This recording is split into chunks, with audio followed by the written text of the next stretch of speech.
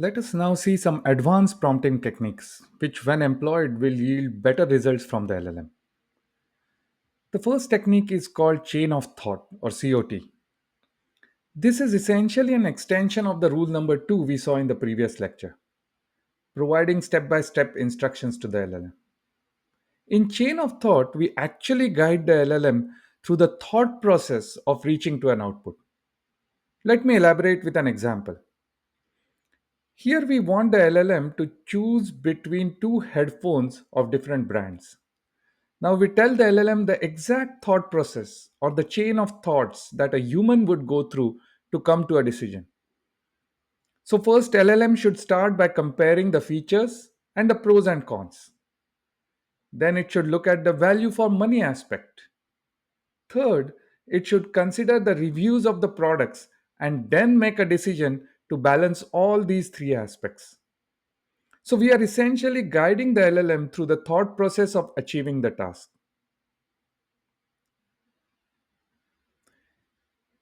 Here is another example where we use chain of thought for a prompt to have the LLM solve physics problems for us. We provide the detailed problem solving steps which the LLM has to execute, like consideration of various forces, then using Newton's laws of motion, and finally doing some calculations. This helps the LLM to understand the chain of thought for solving a physics problem, and it can come up with accurate results. This is a very powerful technique which can be utilized while writing prompts which involve multi step reasoning or complex problem solving or structured decision making. Another advanced technique like chain of thought is tree of thought, where there are multiple decision points which LLM has to consider before converging to a final result. For example, if we want the LLM to decide the best diner, we ask the LLM to build a decision making tree with various decision points like proximity, type of cuisine, budget, etc. And then ask it to converge to a final result based on the information we have provided in the prompt. Another example can be where we are trying to find the root cause of a problem amongst various possibilities before fixing the issue. LLM can use tree of thought to branch out for all possible causes, and after carefully considering each possibility and matching with the symptoms at hand, it can converge to the most likely root cause and hence suggest the fix. This tree of thought prompting is best suited for prompts that require exploring multiple solutions, comparing them, and then converging to the best possible outcome. Another important advanced technique is to use self reflection prompts. Basically, we urge the LLM to reflect on its own output and then reconsider the result. This forces the LLM to kind of think deeper and refine its result.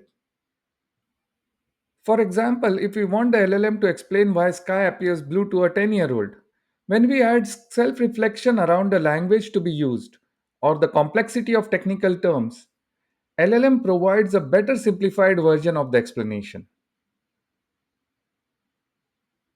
Now, we mentioned at the beginning of the last section that LLMs are multimodal in nature. That is, they can not only deal with human language but can work with images, videos, and other formats of communication. We can use this capability in the prompts as well and make them as multimodal prompts. An example here would be where we give as an input a image of a flowchart to the LLM and then ask the LLM to read the image and provide the explanation. Here you can upload the image to ChatGPT or Gemini, and then LLM will work on understanding the image and will provide you the insights. Pretty cool, right? Similarly, on the output side too, LLMs are multimodal. A simple example would be where we want the LLM to create test data for us. We specify the type of data that we want, various columns that we want, etc. And ask the LLM to give us the output as a .xls file. This XLS file then can be downloaded and can be easily used in our test cases. This multimodal prompting is extremely powerful where you can use and ask the LLM to analyze complex videos and provide insights as well. This gives us the flexibility to create large number of GenAI use cases. If, for example, you get product issues videos from users, LLM can easily diagnose the problem and provide the solution based on the video. The possibilities are just limitless.